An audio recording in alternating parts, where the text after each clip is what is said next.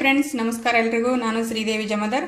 Friends, ಇವತ್ತೊಂದು ಶಿವರಾತ್ರಿ ಹಬ್ಬಕ್ಕೆ ಒಂದು ಸ್ಪೆಷಲ್ ಆಗಿ ತಂಬಿಟ್ಟು ರೆಸಿಪಿನ ಶೇರ್ ಮಾಡ್ತಾ ಇದ್ದೀನಿ. ತಂಬಿಟ್ಟು ಮಾಡೋಕ್ಕೆ ಇಲ್ಲಿ ನಾನು ತೊಗೊಂಡಿರೋ ಪದಾರ್ಥನ ಈ ಕಡೆ ಒಂದು ಬೌಲಷ್ಟು ಹುರಿಗಡ್ಲೆಯನ್ನು ತೊಗೊಂಡಿದ್ದೀನಿ, ಅಂದರೆ ಪುಟಾಣಿನ ತೊಗೊಂಡಿದ್ದೀನಿ.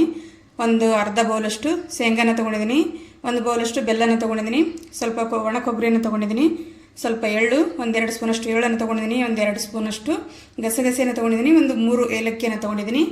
ಇವಾಗ ನೋಡೋಣ. ಇವಾಗ ನಾನು ಸ್ಟೋನ್ ಹಚ್ಕೊಳ್ತಾ ಇದ್ದೀನಿ. ತಂಬಿಟ್ಟು ಮಾಡಬೇಕಾದ್ರೆ ಸ್ವಲ್ಪ ಹುರಿಗಡ್ಲೆಯನ್ನು ಸ್ವಲ್ಪ ಫ್ರೈ ಮಾಡ್ಕೊಳ್ಬೇಕು, ಅಂದರೆ ಟೇಸ್ಟ್ ಚೆನ್ನಾಗಿ ಬರುತ್ತೆ ಅಂತ. ಇವಾಗ ಲೈಟಾಗಿ ಇದನ್ನು ಸ್ವಲ್ಪ ಫ್ರೈ ಮಾಡ್ಕೊಳ್ಳೋಣ. ತುಂಬಾ ಫ್ರೈ ಮಾಡಬಾರ್ದು, ಸ್ವಲ್ಪ ಲೈಟಾಗಿ ಗರಿಗರಿಯಾಗಿ ಆಗೋವರೆಗೆ ಇದನ್ನು ಫ್ರೈ ಮಾಡ್ಕೊಳ್ಳೋಣ. ಸ್ವಲ್ಪ ನೋಡ್ಬೋದು, ಇವಾಗ ಸ್ವಲ್ಪ ಲೈಟಾಗಿ ಫ್ರೈ ಆಗಿದೆ. ಇವಾಗ ಅದನ್ನು ಸಪ್ರೇಟಾಗಿ ತೆಕ್ಕೊಳ್ಳೋಣ. ಇವಾಗ ಅದೇ ಪ್ಯಾನಿಗೆ ನಾನು 1-2 ಸ್ಪೂನಷ್ಟು ಎಳ್ಳನ್ನು ಸ್ವಲ್ಪ ಫ್ರೈ ಮಾಡ್ಕೊಳ್ತಾ ಇದ್ದೀನಿ. ಎಳ್ಳು ಹಾಕೋದ್ರಿಂದ ತುಂಬ ಟೇಸ್ಟಿಯಾಗಿ ಬರುತ್ತೆ. ಲೈಟಾಗಿ ಇದನ್ನು ಸ್ವಲ್ಪ ಚೆನ್ನಾಗಿ ಎಳ್ಳನ್ನು ಫ್ರೈ ಮಾಡ್ಕೊಳ್ಳೋಣ. ನೋಡ್ಬೋದು, ಇವಾಗ ಎಳ್ಳು ಕೂಡ ಸ್ವಲ್ಪ ಚೆನ್ನಾಗಿ ಫ್ರೈ ಆಗಿದೆ. ಇದನ್ನು ಕೂಡ ಇವಾಗ ಒಂದು ಚಿಕ್ಕ ಪ್ಲೇಟಿಗೆ ಇದನ್ನು ಕೂಡ ತೆಕ್ಕೊಳ್ತಾ ಇದ್ದೀನಿ. ಇವಾಗ ನಾವು ಸ್ವಲ್ಪ ಗಸಗಸೆಯನ್ನು ಫ್ರೈ ಮಾಡ್ಕೊಳ್ಳೋಣ. ಗಸಗಸೆ ಕೂಡ ಸ್ವಲ್ಪ ಚೆನ್ನಾಗಿ ಫ್ರೈ ಮಾಡ್ಕೊಳ್ಬೇಕು, ಟೇಸ್ಟ್ ಚೆನ್ನಾಗಿ ಬರುತ್ತೆ. ಹಸಿ ಇದ್ದರೆ ಸ್ವಲ್ಪ ಟೇಸ್ಟ್ ಚೆನ್ನಾಗಿ ಬರೋದಿಲ್ಲ. ಸ್ವಲ್ಪ ಲೈಟಾಗಿ ಸ್ವಲ್ಪ ಫ್ಲೇಮನ್ನು ಲೋ ಆಗಿ ಮಾಡಿಬಿಟ್ಟು ಚೆನ್ನಾಗಿ ಇದನ್ನು ಫ್ರೈ ಮಾಡ್ಕೊಳ್ಬೇಕು. ನೋಡ್ಬೋದು, ಇವಾಗ ಗಸಗಸೆ ಕೂಡ ಫ್ರೈ ಆಗಿದೆ. ಇವಾಗ ನಾನು ಪ್ಲೇಟಿಗೆ ಅದನ್ನು ಕೂಡ ತೆಕ್ಕೋತಾ ಇದ್ದೀನಿ. ಇವಾಗ ನಾವು ಮತ್ತೆ ಕೊಬ್ಬರಿ ಪುಡಿಯನ್ನು ಸ್ವಲ್ಪ ಫ್ರೈ ಮಾಡ್ಕೊಳ್ಬೇಕು. ಕೊಬ್ಬರಿ ಪುಡಿಯನ್ನು ಹಾಕೋತಾ ಇದ್ದೀನಿ. ಇದನ್ನು ಕೂಡ ಇವಾಗ ಸ್ವಲ್ಪ ಲೈಟಾಗಿ ಹುರ್ಕೊಳ್ಬೇಕು. ಇದನ್ನು ತುಂಬ ಫ್ರೈ ಮಾಡಬಾರ್ದು. ಇದನ್ನು ಸ್ವಲ್ಪ ಕಲರ್ ಎಲ್ಲ ಪೂರ್ತಿ ಚೇಂಜ್ ಆಗಬಾರ್ದು, ಸ್ವಲ್ಪ ಗರಿಗರಿಯಾಗಿ ಆಗಿದ್ರೆ ಸಾಕಾಗುತ್ತೆ ನಮಗೆ. ನೋಡ್ಬೋದು, ಇವಾಗ ಕೊಬ್ಬರಿ ಕೂಡ ಸ್ವಲ್ಪ ಫ್ರೈ ಮಾಡ್ಕೊಂಡಿದ್ದೀನಿ. ಇದನ್ನು ಇವಾಗ ಸಪ್ರೇಟಾಗಿ ತಗೊಳ್ಳೋಣ. ಸ್ಟವ್ ಆಫ್ ಮಾಡ್ತಾ ಇದ್ದೀನಿ. ನೋಡಿ, ಈ ಕಡೆ ನಾನು ಹುರಿಗಡ್ಲೆನ ಸ್ವಲ್ಪ ಶೇಂಗಾನ ನಾನು ಹುರಿದ್ಬಿಟ್ಟು ಈ ಥರ ಸಿಪ್ಪೆಯನ್ನು ತೆಗೆದುಬಿಟ್ಟು ಇಟ್ಕೊಂಡಿದ್ದೀನಿ ಆಲ್ರೆಡಿ ನಾನು. ಅದಕ್ಕೋಸ್ಕರ ಶೇಂಗಾನ ಫ್ರೈ ಮಾಡಿಲ್ಲ ನಾನು. ಇವಾಗ ನಾವು ಹುರಿಗಡ್ಲೆಯನ್ನು ಹುರಿದಿರೋದನ್ನು ಮಿಕ್ಸಿಗೆ ಹಾಕಿಬಿಟ್ಟು ಫೈನಾಗಿ ಇದನ್ನು ಪೌಡ್ರನ್ನ ಮಾಡ್ಕೊಳ್ಬೇಕು. ಪೂರ್ತಿ ಸಾಫ್ಟಾಗಿ ಆಗಬೇಕು. ಇದನ್ನು ಇದಕ್ಕೇನೆ ಸ್ವಲ್ಪ 1-2-3 ಏಲಕ್ಕಿಯನ್ನು ಹಾಕ್ಕೊಳ್ತಾ ಇದ್ದೀನಿ ನಾನು.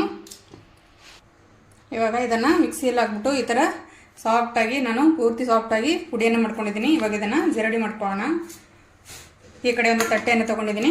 ಅದಕ್ಕೇನೆ ಇವಾಗ ನಾನು ಹಾಕ್ಕೊಂಡ್ಬಿಟ್ಟು ಚೆನ್ನಾಗಿ ಇದನ್ನು ಜರಡಿ ಮಾಡ್ಕೊಳ್ಳೋಣ.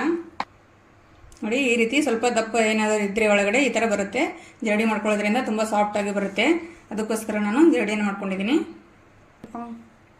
ಈ ಕಡೆ ಅದೇ ಮಿಕ್ಸರ್ ಜಾರಿಗೆ ನಾನು ಸ್ವಲ್ಪ ಶೇಂಗಾನ ಹಾಕೋತಾ ಇದ್ದೀನಿ.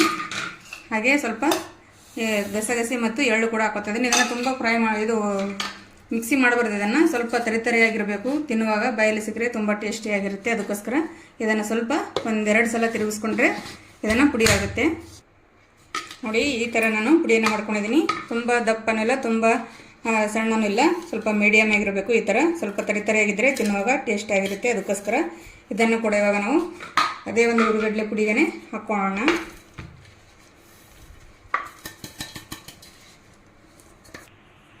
ಈ ಕಡೆ ನಾವು ಫ್ರೈ ಮಾಡಿಟ್ಟಿರುವ ಒಣ ಕೊಬ್ಬರಿ ಕೂಡ ಹಾಕ್ಕೊಳ್ತಾ ಇದ್ದೀನಿ. ಹಾಕ್ಕೊಂಡ್ಬಿಟ್ಟು ಇದನ್ನು ಸ್ವಲ್ಪ ಮಿಕ್ಸ್ ಮಾಡ್ಕೊಳ್ಳೋಣ. ಈ ಕಡೆ ಒಂದು ಪ್ಯಾನನ್ನು ಇಟ್ಟಿದ್ದೀನಿ. ಅದೇ ಪ್ಯಾನಿಗೆ 1 ಕಪ್ಪಷ್ಟು ಬೆಲ್ಲನ ಹಾಕ್ಕೊಳ್ತಾ ಇದ್ದೀನಿ ನಾನು. ಹಾಕ್ಕೊಂಡ್ಬಿಟ್ಟು ಇದಕ್ಕೆ ಒಂದು ಅರ್ಧ ಕಪ್ಪಷ್ಟು ನೀರನ್ನು ಹಾಕೋಣ. ಜಾಸ್ತಿ ನೀರು ಹಾಕಬಾರ್ದು ಇದಕ್ಕೆ.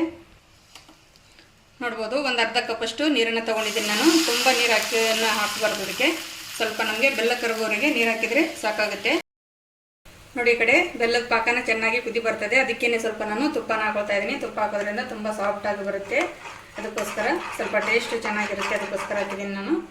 ಬೇಕಂದರೆ ಹಾಕ್ಬೋದು, ಇಲ್ಲಾಂದರೆ ಸ್ಕಿಪ್ ಮಾಡ್ಬೋದು. ಇವಾಗ ಇದನ್ನು ಸ್ವಲ್ಪ ಕುದಿ ಬರ್ತಾ ಇದೆ. ಇನ್ನು ಸ್ವಲ್ಪ ಬೆಲ್ಲ ಚೆನ್ನಾಗಿ ಕರಗಿದ್ರೆ ನಮಗೆ ಸಾಕಾಗುತ್ತೆ. ಈ ಕಡೆ ನೋಡಿ, ಇವಾಗ ಸ್ವಲ್ಪ ಬೆಲ್ಲ ಎಲ್ಲ ಕರಗಿದೆ ಚೆನ್ನಾಗಿ. ಪಾಕ ಈ ಥರ ಆಗಿದೆ. ಇದು ಗಟ್ಟಿ ಪಾಕ ಮಾಡಬಾರ್ದು, ಈ ಥರ ತೆಳುವಾಗಿರಬೇಕು. ತುಂಬ ಜಾಸ್ತಿ ಕುದಿಸಿದರೆ ಇದು ಪಾಕ ಗಟ್ಟಿ ಆಗುತ್ತೆ. ಅದಕ್ಕೋಸ್ಕರ ಈ ಥರ ಲೈಟಾಗಿ ಇರಬೇಕು, ಪಾಕ ತೆಳುವಾಗಿರಬೇಕು ಇದು. ಇವಾಗ ಬೆಲ್ಲ ಎಲ್ಲ ಕರಗಿದೆ. ಇವಾಗ ಸ್ಟೋನ್ ಆಫ್ ಮಾಡೋಣ. ಇವಾಗ ಇದನ್ನು ಸೋದಿಸ್ಕೊಳ್ಳೋಣ. ಇವಾಗ ಒಳಗಡೆ ಏನಾದರೂ ಇದ್ದಿದ್ರೆ ಇವಾಗ ಸ್ಟೋನ್ ಆಫ್ ಮಾಡಿದ್ದೀನಿ. ಈ ಕಡೆ ಒಂದು ಪಾತ್ರೆಯನ್ನು ತೊಗೊಂಡಿದ್ದೀನಿ. ಅದಕ್ಕೆ ಇವಾಗ ನಾವು ಸೋದಿಸ್ಕೊಳ್ಳೋಣ ಚೆನ್ನಾಗಿ.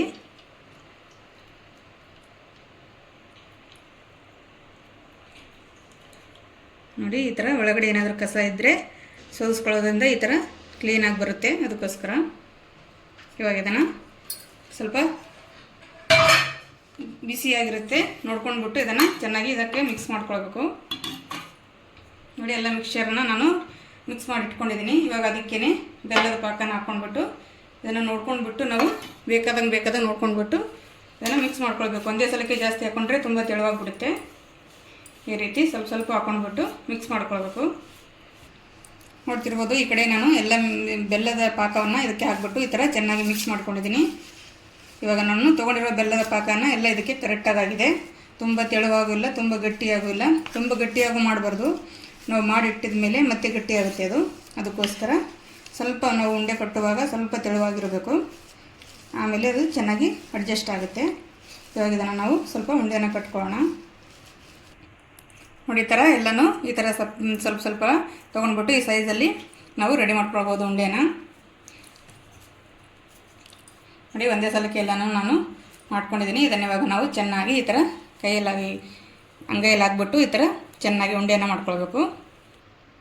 ನೋಡಿ ಈ ಥರ ಉಂಡೆಯನ್ನು ತಂಬಿಟ್ಟು ಉಂಡೆಯನ್ನು ರೆಡಿ ಮಾಡ್ಕೊಂಡಿದ್ದೀನಿ. ನೋಡ್ಬೋದು ಸ್ವಲ್ಪ ಕೈಗೆ ಅಂಟ್ತಾ ಇದ್ದರೆ ಸ್ವಲ್ಪ ಕೈಗೆ ತುಪ್ಪನ ಹಚ್ಕೊಂಡ್ಬಿಟ್ಟು ಈ ಥರ ಎಲ್ಲ ಉಂಡೆನೂ ರೆಡಿ ಮಾಡ್ಕೊಳ್ಬೇಕು. ಇವಾಗ ನೋಡಿ ನಾನು ಇಷ್ಟೆಲ್ಲ ಉಂಡೆನ ರೆಡಿ ಮಾಡ್ಕೊಂಡಿದ್ದೀನಿ.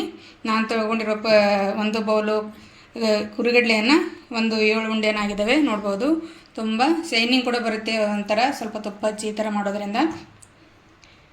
ನೋಡಿ ಈ ಥರ ನೋಡ್ತಿರ್ಬೋದು ತುಂಬ ಚೆನ್ನಾಗಿ ಬಂದಿದೆ, ರುಚಿ ಕೂಡ ತುಂಬ ಚೆನ್ನಾಗಿರುತ್ತೆ.